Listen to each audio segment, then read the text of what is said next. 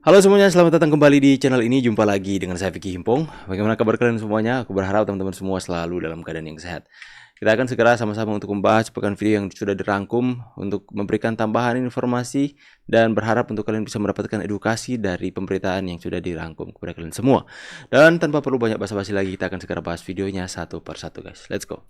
Terbuai janji manis, nekat anarkis, ditolak banyak partai. Nah, kita baca captionnya dulu teman-teman ya.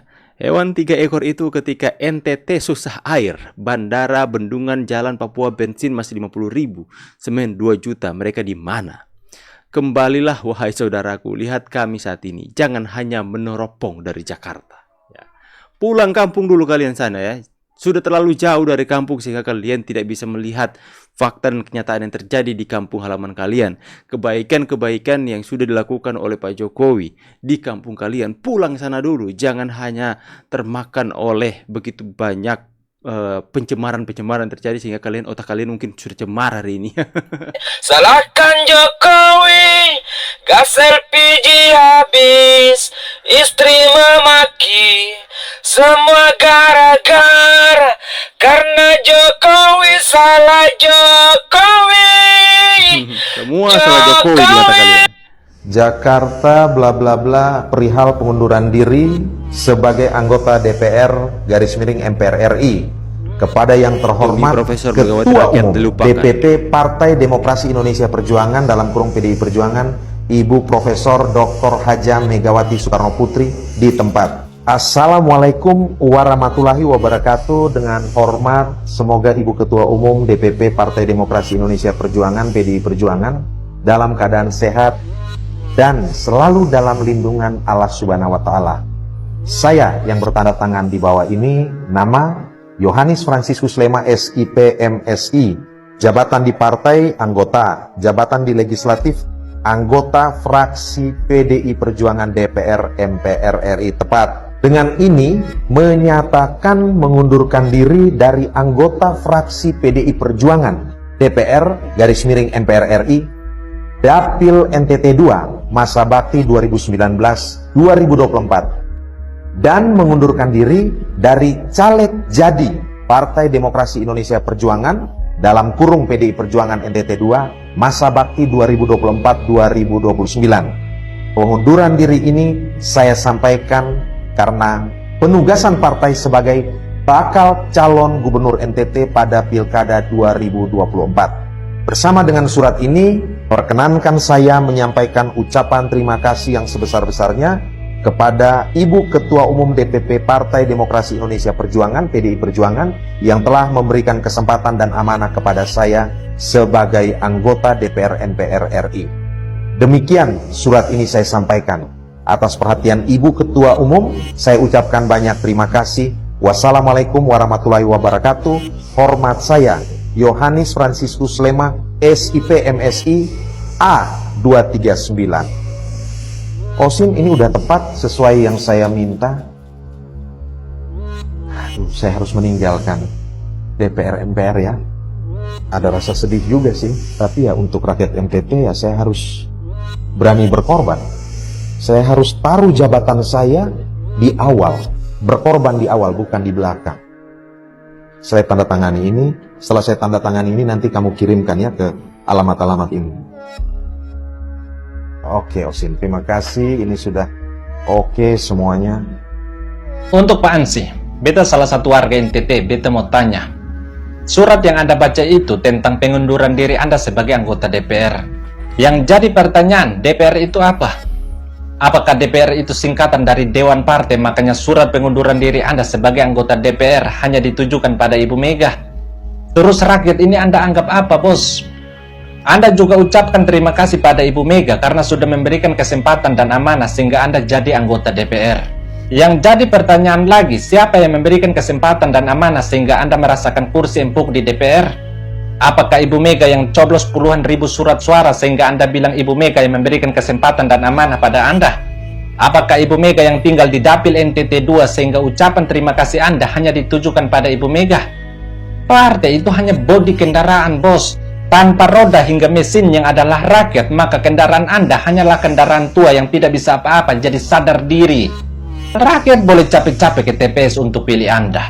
Bahkan ada yang rela tinggalkan pekerjaan demi memilih Anda. Kok Anda malah agung-agungkan ketua partai daripada rakyat? Atau Anda mau bilang itu konteksnya beda karena surat tersebut ditujukan pada partai? Kalau begitu, lalu di mana surat ucapan terima kasih pada rakyat NTT yang telah memberikan kesempatan dan amanah pada Anda? Karena beta juga salah satu warga yang tinggal di dapil Anda. Bahkan kalau mau jujur, beta salah satu warga yang memilih Anda di periode sebelumnya. Lalu di mana ucapan terima kasih pada kami rakyat? Apakah kami rakyat ini tidak sepenting Ibu Mega Anda, makanya tidak perlu ucapan terima kasih? Lucunya lagi, Anda bilang berkorban demi rakyat NTT dengan cara menaruh jabatan. Menurut beta, Anda bukan berkorban demi rakyat NTT, tapi berkorban demi Ibu Mega. Kenapa beta bilang begitu? Karena kalau mau bilang berkorban, justru rakyat NTT yang berkorban demi Anda untuk jadi anggota DPR. Rakyat NTT yang berkorban demi Anda untuk Anda jadi corong bagi aspirasi rakyat NTT di pusat.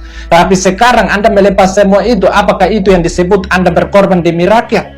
Berkorban atau berkhianat? Anda lebih pentingkan perintah Ibu Ketum untuk jadi calon gubernur. Lalu itu yang bilang berkorban. Kan lucu. Parahnya lagi, setelah melepas semua itu, Anda bukannya minta maaf atau ucapkan terima kasih pada rakyat NTT, tapi Anda malah ucapkan terima kasih pada Ibu Mega. Lalu itu kayak mau bilang berkorban demi rakyat NTT, sedangkan ucapan terima kasih pada rakyat saja tidak ada. Jadi stop main drama, karena kami rakyat NTT ini juga tidak bodoh-bodoh amat, bos. Jujur, beta awalnya mendukung Anda.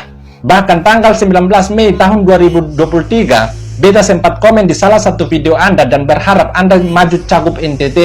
Tapi setelah mendengar isi surat Anda, beta jadi berpikir dua kali, bos. Kenapa begitu? Karena baru bakal calon saja, Anda sudah lupakan rakyat NTT demi Ibu Ketum Anda. Lalu bagaimana kalau nanti jadi gubernur? Bukan cuma itu, tapi beta juga berpikir, Anda yang baru calon gubernur saja sudah tunduk dengan Ibu Ketum. Lalu bagaimana dengan wali kota dan hingga bupati yang ada di NTT? Mungkin bukan cuma tunduk saja, tapi merayap di hadapan Ibu Ketum. Jadi minta maaf akibat dari tingkah laku kalian para petugas Partai Banteng. Pilkada NTT untuk calon dari Partai Banteng, beta X. Aduh, Nis, ternyata Tadi kotak serius, kosong ini lebih kocak. bermartabat dari kau, Nis. Udahlah mencalek lah kau 5 tahun lagi ya. Jadi caleg aja lah kau, nggak usah kau apa kan. Kau apa namanya, kau harap-harapkan lagi itu jadi apa namanya, jadi kursi gubernur. Karena apa? Contoh Ridwan Kamil nanti maju, menang dia contohnya, otomatis periode kedua juga dia lagi. Iyalah, orang apalagi kalau sudah dilihat bagaimana kinerjanya, nggak lebih besar, nggak lebih bagus kerjamu daripada kerja dia. Kau dikasih tugas sama PKS sampai sekarang pun belum tuntas. Udah lewat deadline, belum kau persiapkan juga, belum kau selesaikan juga, ya kan? Apalagi kalau masalah Ahok, ya Ahok itu kalau untuk birokrasi boleh lah, tapi kalau untuk tata kota, ya apa namanya, Jakarta ini kan bisa dikatakan masalah paling besar itu masalah tata kota dan kependudukan. Kalau itu kecilnya itu sabar Ridwan Kamil. Aduh, Nis, ternyata. Kau dari mana? Tangerang. Terus kau kesini nih apa? Oh gitu. Terus kau cuma di WW Dan aja. sendiri bilang udah nggak sekolah kok, bukan mahasiswa. Pas selesai acara, terus coba panggil konek. Ketuanya. Sudah di depan Pulau 2 bilang. Ini dia nih, dibayar nih. Turun sini deh. Serombongan tuh.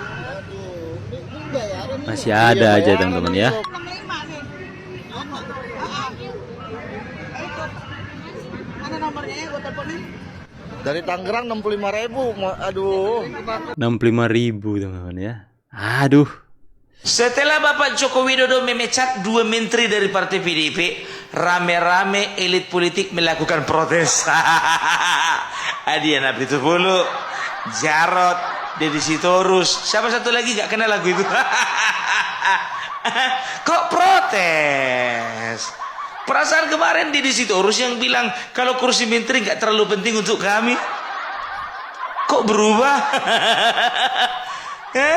Ya kan namanya juga hak prerogatif. Tapi itu aja yang kalian bilang. Kalau udah hak prerogatif nggak ada tapinya. Udah ku bilang, besok masa jabatan terakhir presiden hari ini dibikin reshuffle itu suka-sukanya. Masalah pertimbangan suka-sukanya juga. Siapa mau di reshuffle suka-sukanya juga. Masa di negara ini mau suka-suka kalian aja? Suka-suka bapak kami itu juga boleh lah. Ya kan, dari sisi Adia Napitupulu mengatakan bahwasanya apakah ia tidak dipertimbangkan secara pertemanan. Bapak Yasona Lauli itu udah mulai dari periode pertama loh. Apa urusannya? Ya, apakah teman lama dengan segampang itu digantikan dengan teman baru? Ya kalau emang nggak ada fungsinya kenapa enggak? Kenapa enggak? Untuk apa menyimpan musuh dalam selimut? Iya, teman itu juga dilihat. Teman itu ya lebih mementingkan apa? Lebih mementingkan hubungan kedekatan atau hubungan politik. Kan begitu. Sementara Yasona Lauli dan satu lagi itu kan mereka berteman karena apa? Karena hubungan politik. Duluannya Jokowi berteman sama Kawadian. Sama Yasona Lauli baru-baru ini ya itu. Itu dia, iya kan? Lagian juga ya secara manusia memang betul Yasona Lauli itu temannya.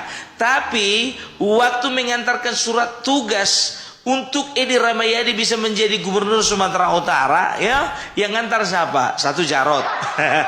Satu lagi Yasona. Itu kalau si Jarot ada di dalam kabinet itu kena reshuffle juga itu. Ya wajar lah. Dan tahu enggak kalian siapa yang dilawan siapa si Edi Rahmayadi Sumatera Utara? Itu menantunya Jokowi. Masa lebih penting kawan dari menantu? Gampang jawabannya kan. Oh gitu teman semua ya. Semakin hari semakin menarik saja kita lihat setiap kejadian yang terjadi ya menjelang pilkada. Ya semakin hari semakin seru untuk kita ikuti bersama-sama. Semoga ini bisa memberikan tambahan informasi kepada kalian semua. Ya ternyata rakyat sekarang sudah lebih peka ya teman-teman ya. Kalian bisa melihat di salah satu contoh di daerah di NTT saja ya. Mereka benar-benar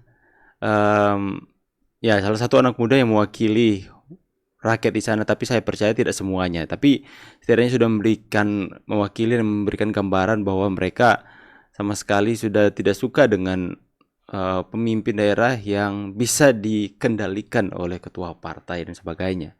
Jadi kan kesannya seperti mementingkan kepentingan partai bukan kepentingan rakyat. Itu mungkin yang ada dalam benak pemuda dari NTT tadi teman-teman ya. Jadi kita bisa melihat bahwa memang anak muda semakin hari semakin kritis dalam menilai atau mengamati setiap perpolitikan yang terjadi. Dan tidak sedikit yang sudah mulai paham dengan cara kerja perpolitikan. Sekalipun politik, kalau kita mau belajar soal politik itu susah sekali. Kita nggak tahu sesuatu hal yang terjadi yang tidak nampak di belakangnya. Ya, biasanya kita mengambil kesimpulan dengan apa yang nampak, apa yang terjadi dalam pemberitaan.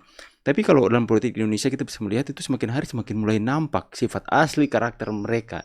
Jadi saya pikir anak-anak muda akan lebih mudah untuk menilai dan mungkin akan lebih kritis seperti pemuda tadi ya. Saya pamit dulu teman-teman. See you on the next video and God bless you.